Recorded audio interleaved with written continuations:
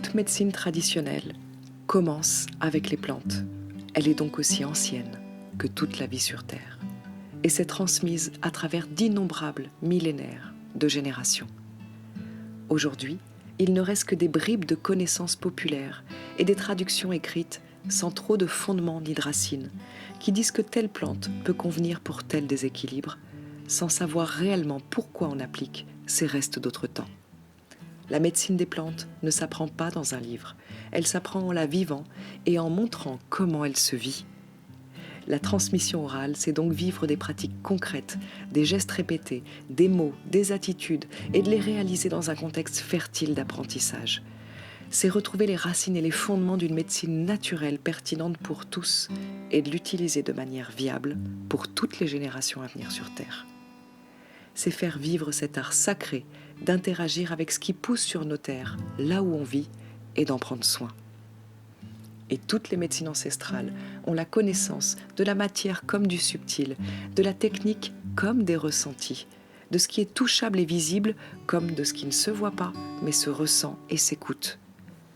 Car chaque plante, comme chaque être humain, a une histoire, un lieu de naissance, une constitution héritée de ses ancêtres qui ont poussé avant elle, et un certain comportement qui va la façonner en fonction du milieu où elle vit, ce qui va lui donner plus ou moins de force et de vitalité, et ce qui lui permet de déployer plus ou moins tout son potentiel d'action.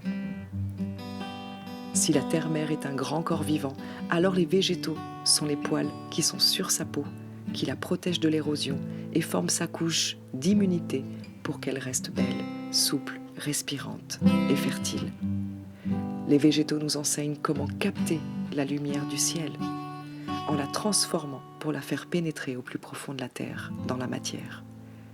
Et en retour, ils vont être nourris par la terre afin de pouvoir déployer ce qu'ils ont de plus beau vers le ciel.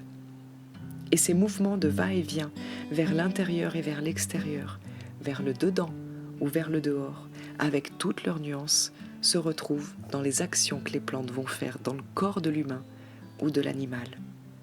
Elles peuvent agir en profondeur ou en superficie, tout comme elles peuvent aider à évacuer par le haut ou par le bas, selon le mouvement qui les anime.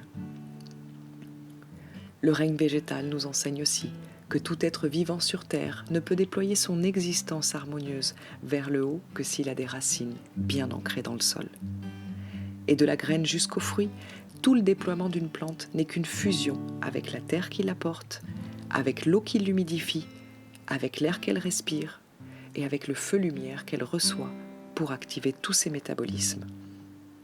C'est grâce à ça qu'une plante peut avoir la capacité de chauffer ou de refroidir pour créer des effets thermiques, qu'elle peut assécher ou humidifier pour pouvoir agir sur des organes ou des structures du corps en particulier.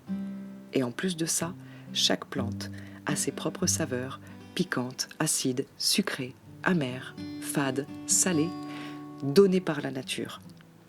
Toutes ces caractéristiques permettent de les utiliser de manière claire pour faire transpirer ou vomir, pour réguler, pour calmer, pour tonifier ou pour évacuer sous forme liquide ou solide.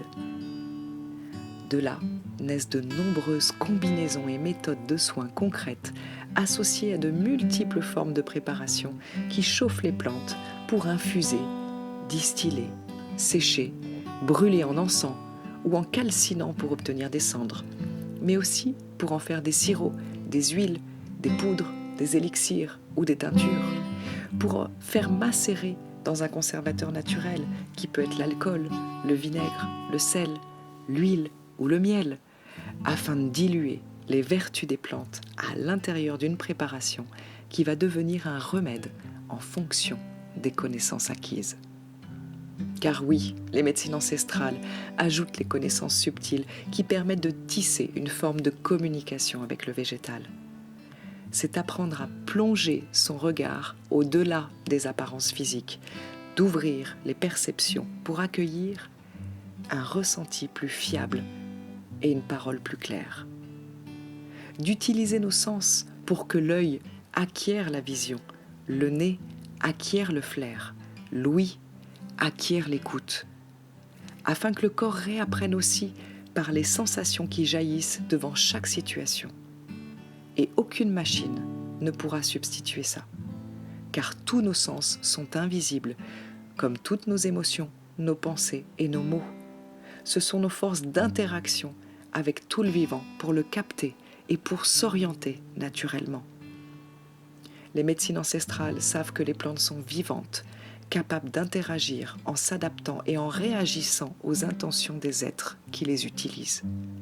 Et de cet échange naît la capacité de préparer un remède avec la confiance et la justesse pour choisir les mélanges adéquats, tout en créant du respect pour celui qui les reçoit.